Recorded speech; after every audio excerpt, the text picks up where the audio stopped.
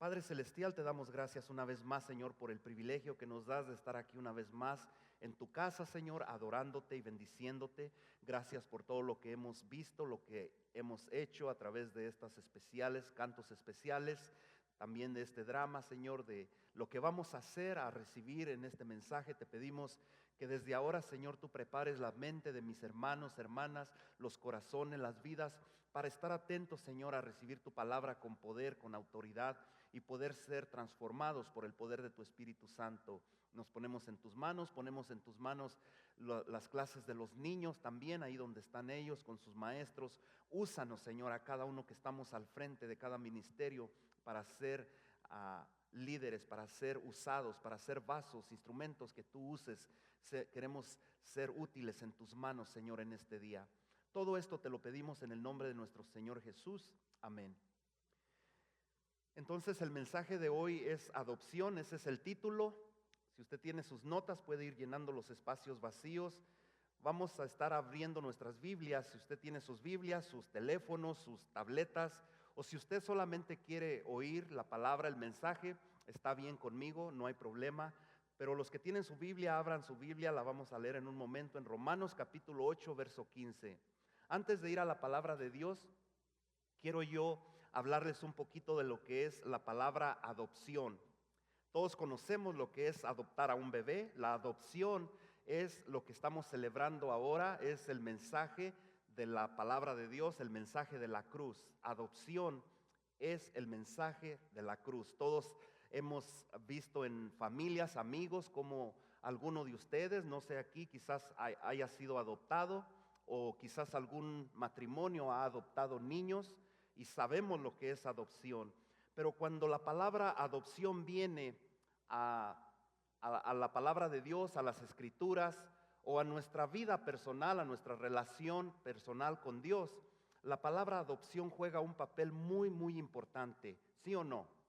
Amén. ¿Por qué? Lo vamos a estar leyendo en el libro de Romanos. Si usted tiene su Biblia, vaya conmigo a Romanos capítulo 8, verso 15, donde dice ahí su palabra, dice: pues no habéis recibido el espíritu de esclavitud para estar otra vez en temor, sino que habéis recibido el espíritu de adopción. Mire ahí la palabra adopción, por el cual clamamos, Abba, Padre. Si no fuera por esta palabra que dice la Biblia, que Dios nos ha adoptado, nosotros no pudiéramos llamarle con esta confianza a Dios Padre, ¿sí o no? Amén. Usted no le va a llamar padre a una persona que no es su papá, que lo ve por primera vez, aun cuando lo acaba de adoptar. Usted no tiene esa confianza porque es un extraño para usted.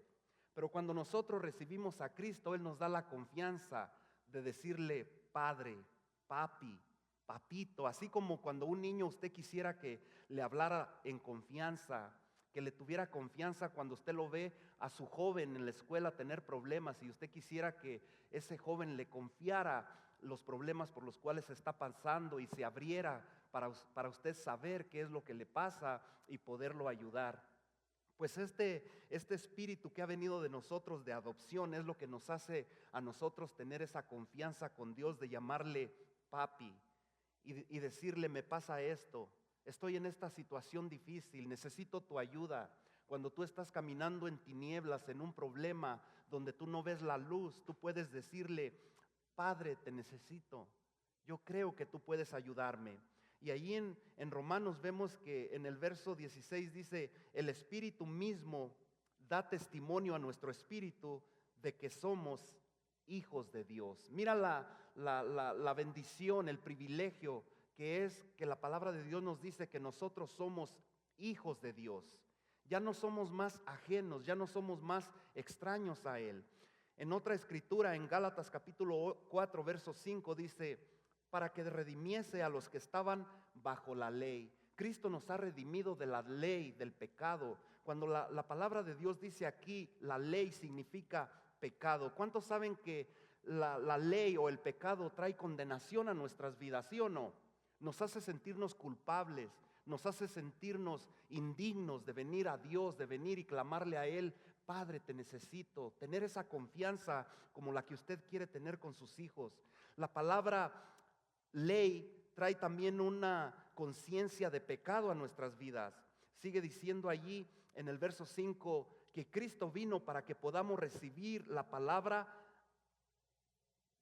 que podamos recibir la adopción como hijos de Él, ¿sí o no? Le voy a contar una historia de un joven rebelde en 1952, un muchacho joven rebelde de 12 años que creció en las calles de Bronx en Nueva York. Era un muchacho que no sabían qué hacer con él.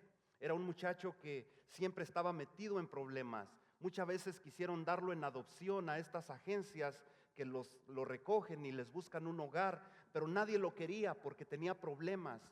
Era rebelde, era violento, no quería ir a la escuela, tenía todo tipo de problemas y no sabían qué hacer con él. Su nombre era Lee Harvey Oswald. ¿Cómo su vida podía ser cambiada si nadie le daba la oportunidad? ¿Cómo su vida podía ser transformada si nadie quería recibirlo en adopción? ¿No se identifica usted con este joven?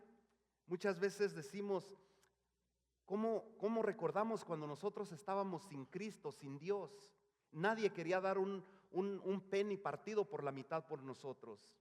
Éramos rechazados, nos sentíamos como rechazados, como aislados. ¿Por qué? Porque nuestra misma vida de pecado nos hacía sentir así, con culpabilidad. Yo quiero decirte que la palabra adopción legalmente significa traer a alguien que no tiene familia, que no tiene amor, que no tiene recursos, que no tiene quien lo cuide, que no tiene una relación con la gente, a traerlo a una relación y que esta relación tome responsabilidad por esta vida. Eso es lo que legalmente significa adopción, adoptar a alguien. Las estadísticas dicen que hay como 150,000 millones de niños en el mundo que nosotros llamamos huérfanos. Estos niños huérfanos necesitan un padre o una madre. No tienen a quién llamarle mamá o papá, o cuando están en un problema no tienen a quién contarle, a quién confiarse, a quién abrirse y tener comunicación con ellos. ¿Cuántos jóvenes se identifican con esto? Muchas veces los padres están tan ocupados en el trabajo, en la vida, que no tienen tiempo para escuchar a los hijos. Pero ustedes jóvenes o ustedes padres que tienen a sus hijos pueden relacionarse y decir, doy gracias a Dios porque mi hijo no es un huérfano, no es un desamparado, y yo puedo ir a él y tomar tiempo para compartir con él y abrirme con él y darle confianza para que él venga a mí. Es un privilegio tener a nuestros padres y también tener a nuestros hijos, ¿sí o no? Dicen las estadísticas que de estos 150 millones de niños huérfanos, hay como 800,000 niños que están en el sistema de adopción, lo que conocemos como el sistema de foster care. Esperando, de esos 800,000 solamente en Estados Unidos hay como 100,000 niños esperando por un hogar, por alguien que los adopte. ¿Por qué les digo todo esto? Porque quizás tú y yo nos identificamos con uno de ellos.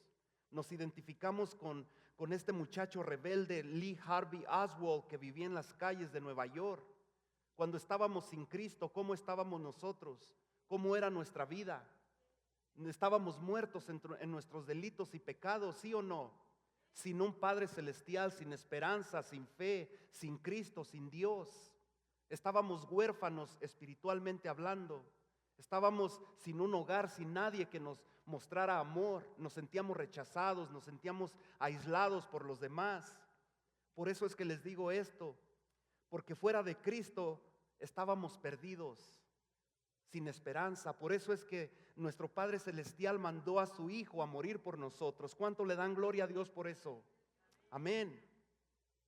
Él mandó a su Hijo, a su único Hijo, a morir por nosotros. En Juan capítulo 3:16 dice, porque de tal manera amó Dios al mundo que ha dado a su Hijo unigénito para que todo aquel que en Él cree no se pierda, mas tenga vida eterna.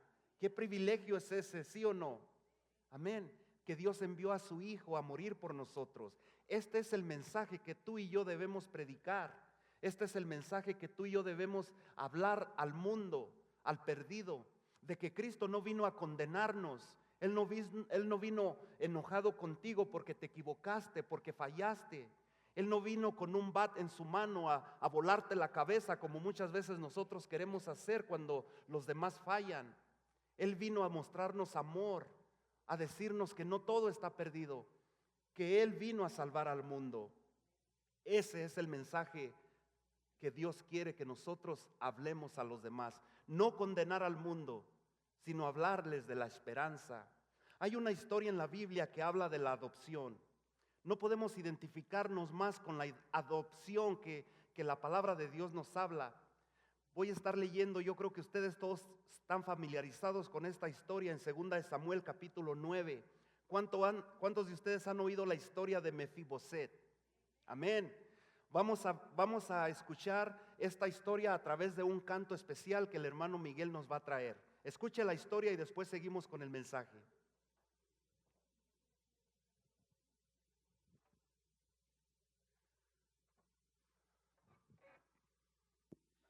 Aleluya. Escuche bien estas letras, porque es interesante. Amén.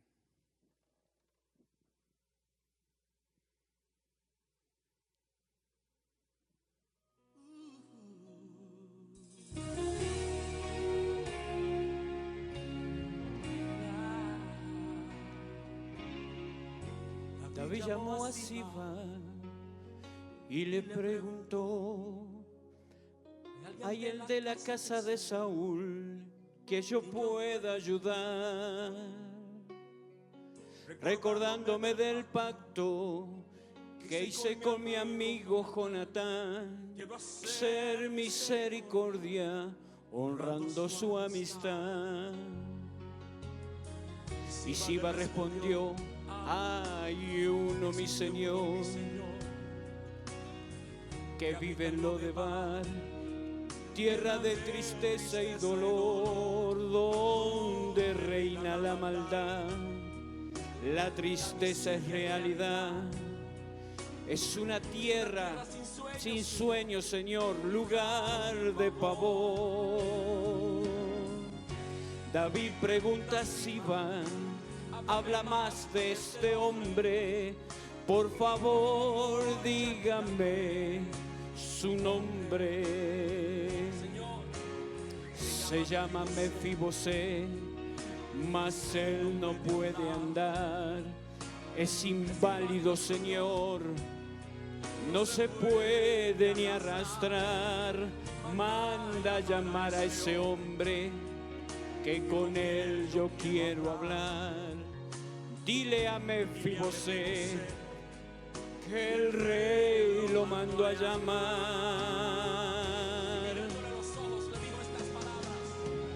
Lo que era tuyo te devolveré, voy a restituir lo que la vida te robó. El último en la casa de Saúl no será más aquel a quien nadie le da valor. Vas a vivir,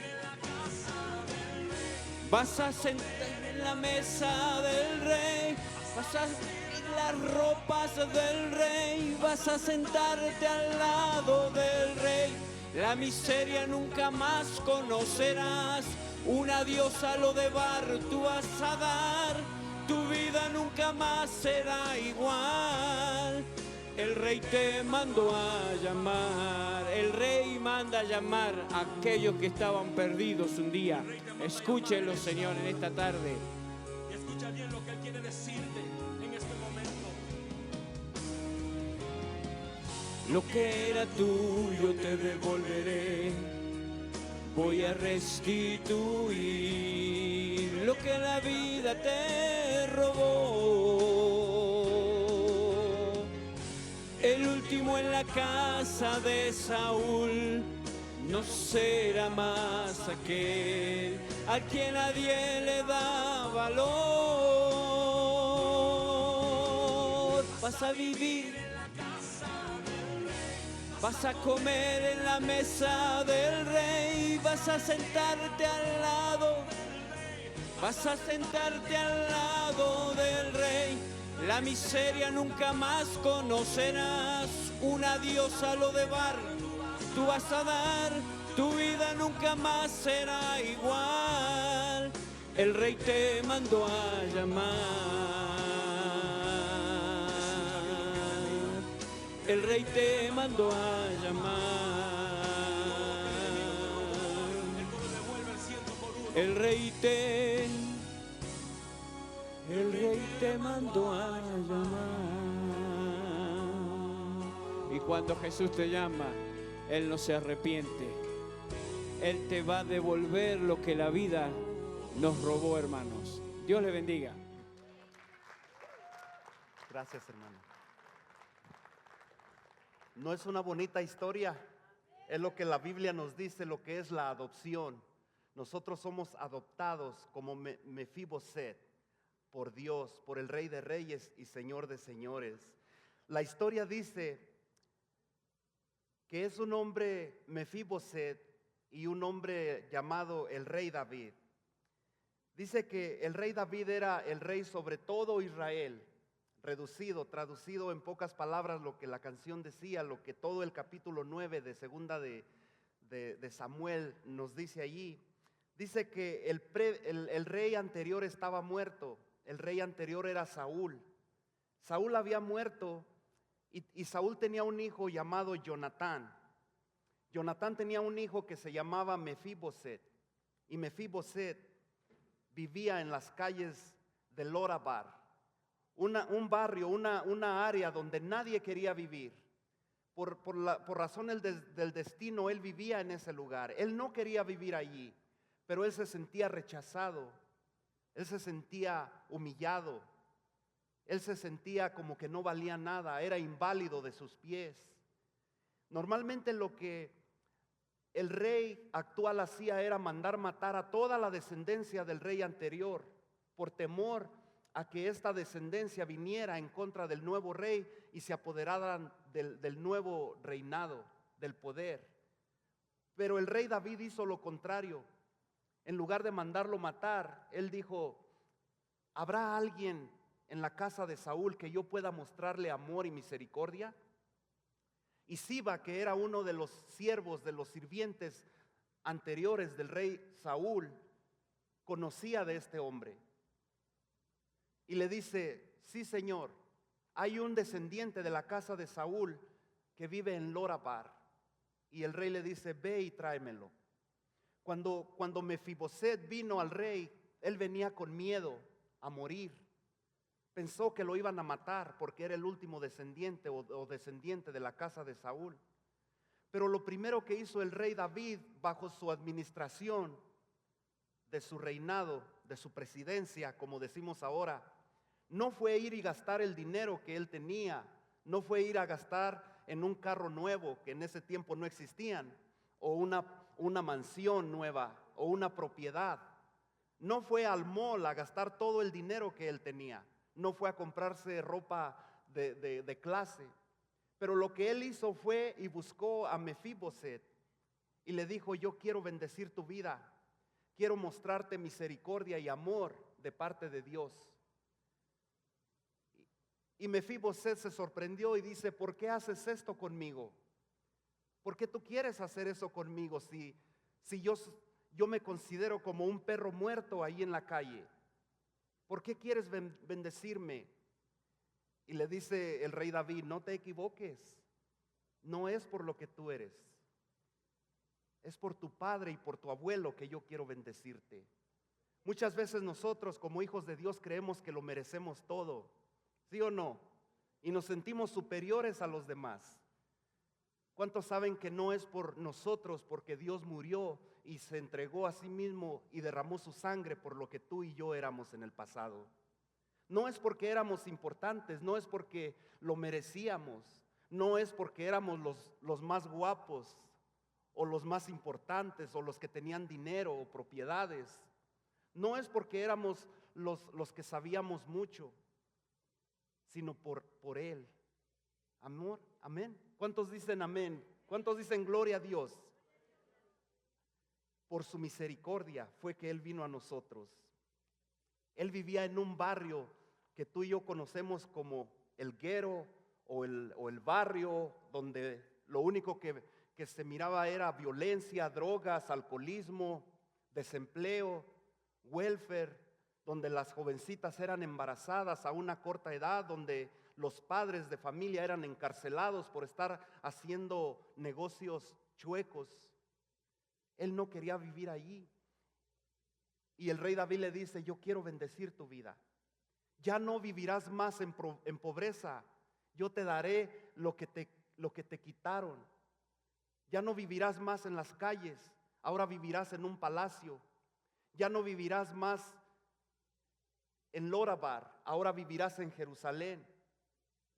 Y sobre todo, le dice: tú podrás sentarte en la mesa cuando mi familia y yo estemos comiendo como uno de mis hijos. Tendrás acceso a todo el palacio como uno de mis hijos. Esto es lo que es adopción. Esto es lo que Cristo hizo también con nosotros cuando estábamos perdidos. Hay 4 puntos, 4 cosas que yo quiero mostrarte que aprendemos en esta historia. En primer lugar, yo quiero que reconozcas que el Padre se acercó a nosotros. Nosotros no buscamos de Dios, ¿sí o no? Cuando estábamos perdidos sin Cristo, nosotros no teníamos el corazón para buscar de Dios. Nos sentíamos conformes, contentos, felices, haciendo lo que a Dios no le agrada. Pero Él vino a morir por nosotros. En Gálatas capítulo 4, verso 4 dice: pero cuando vino el cumplimiento del tiempo, Dios envió a su Hijo, nacido de mujer y nacido bajo la ley. ¿Ves cómo Dios mandó a su Hijo? No nosotros quisimos buscar de Dios. Dios se acercó a nosotros de la misma manera que el rey David se acercó a Mefiboset. De la misma manera que Jesús se acercó a los discípulos. De la misma manera que Jesucristo se acercó a Pedro después de que él lo negó.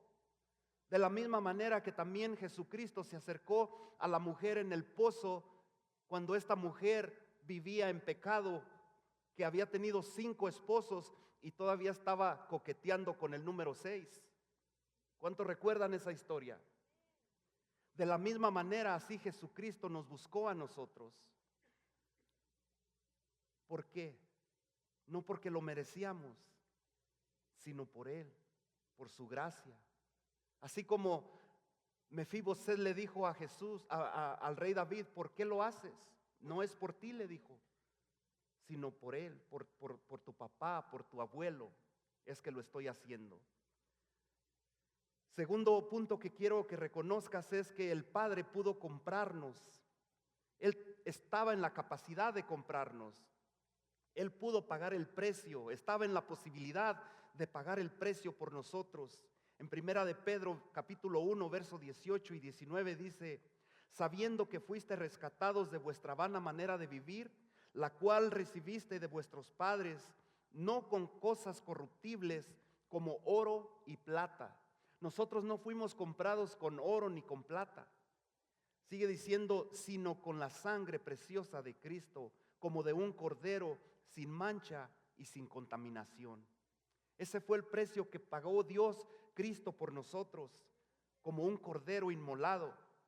Jesús no te compró a ti con cosas materiales, ni con oro, ni con plata, ni con dólares, ni con pesos mexicanos, ni con libras, ni con yens, ni con colones o propiedades o terrenos. Él te compró, me compró a mí con su sangre preciosa, con su propia vida. ¿Cuánto le dan gloria a Dios por eso? Amén. Hay una diferencia muy grande cuando alguien quiere comprar algo, por ejemplo, una propiedad o una casa, a cuando alguien ya está precalificado por el banco para comprar esa propiedad, ¿sí o no? Hay mucha diferencia. ¿Cuántos han comprado casa? Amén. Y saben el proceso. Es muy diferente cuando hay un opening en tu barrio y tú solamente vas y te metes a esa casa, no porque la quieres comprar, sino solamente por curioso, ¿sí o no? ¿Cuántos saben de lo que estoy hablando? A ver qué tipo de muebles tiene, a ver qué pintura tiene, a ver qué tan limpia tiene su cocina, a ver qué tan ordenada tiene su recámara o su sala. y después para estar criticando, oye, el vecino vive así o vive así, pero no porque queremos comprar una propiedad. Hay mucha diferencia cuando tú quieres comprar o cuando tú ya estás listo y calificado para comprar. Yo recuerdo cuando estábamos en California que teníamos sueños de comprar casa y ustedes tienen que conocer a Lili, como ella era cuando quería comprar casa, y también tienen que conocerme a mí un poco más, porque yo sabía que no estábamos en calidad o en posibilidades de comprar, pero ella miraba una casa en una área buena, cara, y decía, vamos a verla. Y venían los muchachos con nosotros, sí, vamos, y queremos entrar. Y le decía yo, pero no podemos comprar ese tipo de casa. Es muy caro para nosotros. Nunca podremos comprar una casa de 600 o 700 mil dólares en California. No era el presupuesto de nosotros. Pero los muchachos insistían y decían, vamos a entrar, vamos a verla por lo menos, a ver qué tiene. Y desde el momento que entrábamos a esas casas carísimas, residenciales, nosotros ya sabíamos que no podíamos comprarla. Y al estar allí, yo sabía que estábamos en un problema cuando mirábamos a la gente de real estate allí a la salida esperando por nosotros. Y yo, pues como era mi habilidad mentir antes de venir al Señor, empezaba a maquinar, ¿cómo vamos a salir de aquí? ¿Qué vamos a hacer? Y dicho y hecho, la gente nos encontraba y decían, ¿cómo está todo? ¿Están listos para comprar? ¿Quién es su agente? ¿Ya están precalificados? ¿Qué tipo de casa están buscando? Y nosotros, pues, como no sabíamos qué decir porque solo estábamos curioseando, ya tenía yo el plan y le decía, bueno, pues sí, la casa está muy bonita y todo, pero hay algo que no nos gustó. No nos gustó el garage porque tiene solamente para 2 carros y nosotros estamos buscando para 3 carros. Y el agente decía, bueno, aquí está mi tarjeta, cuando esté listo llámenos y si quiere yo le llamo cuando encuentre una casa que esté con esos 3 estacionamientos. Y una casa de 600 mil, 700 mil dólares no estaba en nuestras posibilidades, pero nosotros entrábamos allí limpiándonos los zapatos y diciendo, caminen con el pecho en alto y siempre nada más finjamos que podemos comprar, pero sabíamos que no podíamos comprar. Y saliendo de la casa empezábamos con el carro y el carro que no quería ni arrancar y nosotros queriendo comprar una casa de 600 mil dólares o 700 mil dólares. Hay mucha diferencia cuando tú quieres comprar una casa o cuando tú estás en posibilidades de hacerlo. Cristo estaba en posibilidades de pagar el precio por nosotros. Amén. Él no estaba jugando, Él no estaba curioseando. Él estaba listo para pagar el precio por ti y por mí. Segunda de Corintios 5:21 dice, al que no conoció pecado por nosotros, lo hizo pecado para que nosotros fuésemos hechos justicia de Dios en él. Jesús pagó el precio para borrar todos nuestros pecados. Punto número 3 que quiero compartir contigo de esta historia. Yo quiero que reconozcas que el Padre pudo cambiar tu naturaleza. ¿Cuántos de ustedes han sido cambiados? Amén. ¿Cuántos de ustedes han sido transformados por el poder de Dios? Él tiene la capacidad de cambiarte, no solamente ese problema que tú estás teniendo hoy, sino toda tu vida. Él tiene la capacidad de cambiarnos, de hacernos libre, de perdonarnos, no importa la capacidad o el tamaño de tu pecado. Él puede cambiarte. Segunda de Corintios 5:17 dice, de modo que si alguno está en Cristo, nueva criatura es. Las cosas viejas pasaron, he aquí, todas son hechas nuevas. Eso es lo que puede hacer Cristo por ti, por mí. Cuando tú adoptas a un bebé, tú tienes el derecho o la opción de cambiarle el nombre, de cambiarle su pasado, de cambiarle su identidad. Muchos de ustedes han escuchado casos que han adoptado un niño y antes se llamaba Ramón y ahora pues le pusieron un nombre bíblico o le cambian el nombre de Jeremías o de Ezequiel o algo que les guste de la Biblia. Asimismo, Cristo tuvo la opción de cambiarnos, no solamente una área de nuestra vida, pero toda nuestra vida. Él tiene la capacidad para cambiar todo lo que está mal en nosotros. Si hoy mismo tú estás pasando por una situación donde dices, tengo un problema que no he podido cambiar por años, estoy luchando contra este problema y no puedo, he tratado pero no he podido. Yo no sé cuál es tu problema en este día, tu pecado. Puede ser drogadicción, alcoholismo, pornografía, cualquier tipo de problema que tú tengas. Déjame decirte que para Dios no hay nada imposible. La palabra de Dios dice, ¿habrá para Dios algo que Él no pueda hacer? ¿Habrá para Dios algo imposible? Para Dios todo es posible, ¿sí o no? Amén. Punto número 4 que quiero compartir contigo de la historia que hemos leído, dice que la adopción es completo acceso a la herencia del Padre.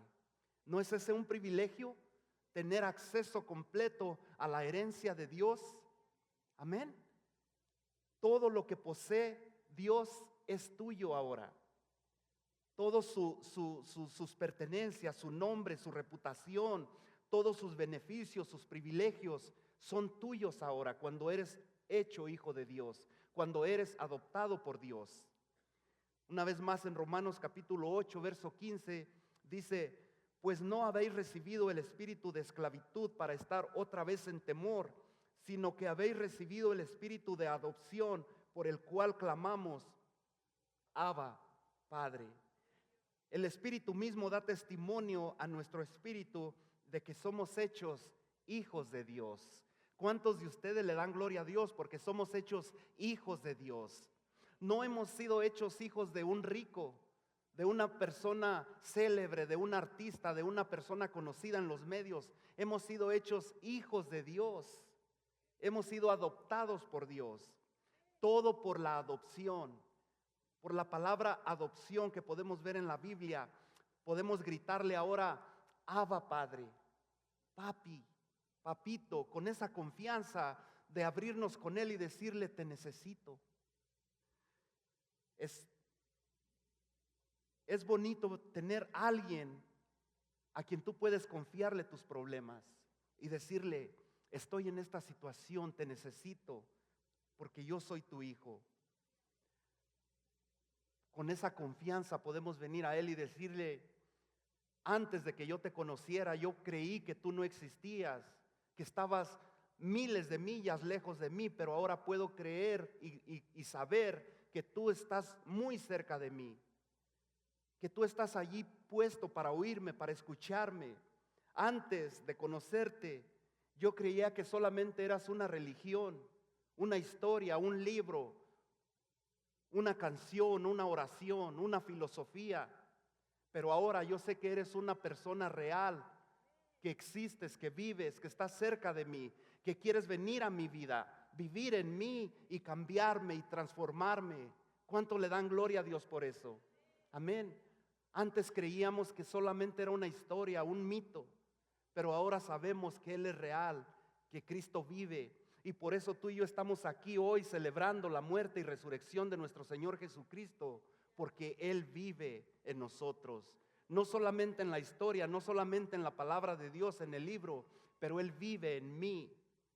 Y ese es un privilegio. ¿Cuánto le dan gloria a Dios por eso? Yo te voy a pedir que te pongas de pie mientras el grupo de alabanza pasa. Y mientras tú estás allí, yo quiero decirte que a través de la muerte de Cristo, a través de su resurrección, nosotros podemos venir a Él y decirle, Señor, gracias, gracias porque ahora soy tu hijo, porque podemos ser hechos hijos de Dios, porque podemos ser llamados hijos de Dios. Si tú estás en este día y tú no has hecho ese paso de fe, ese paso de obediencia, de invitarlo a tu vida, que venga a tu corazón, yo quiero que ahí donde tú estás, tú le digas, Señor Jesús, te doy gracias por tu muerte, te doy gracias por tu sangre derramada en la cruz del Calvario. Te pido que vengas a mí, que entres en mi vida, que entres en mi corazón, que me salves, que me perdones, que anotes mi nombre en el libro de la vida. Si tú te has alejado de Cristo, si en algún tiempo lo conociste y ahora quieres reconciliarte con Él, este es el día que ha hecho el Señor. Entrégale tu vida, reconcíliate con Él. Dile: Señor, aquí estoy. Tú conoces mi pasado, tú conoces lo profundo de mi corazón, mis pensamientos, mi vida privada. Yo te pido que me perdones. Quiero tener esa confianza de venir a ti y decirte: gracias porque tú vives en mí. Gracias porque tú te levantaste de los muertos, saliste de esa tumba y vives para siempre. Gracias porque puedo ser llamado hijo de Dios. Gracias, Señor. Gracias, Cristo. Te adoramos y te bendecimos en esta tarde.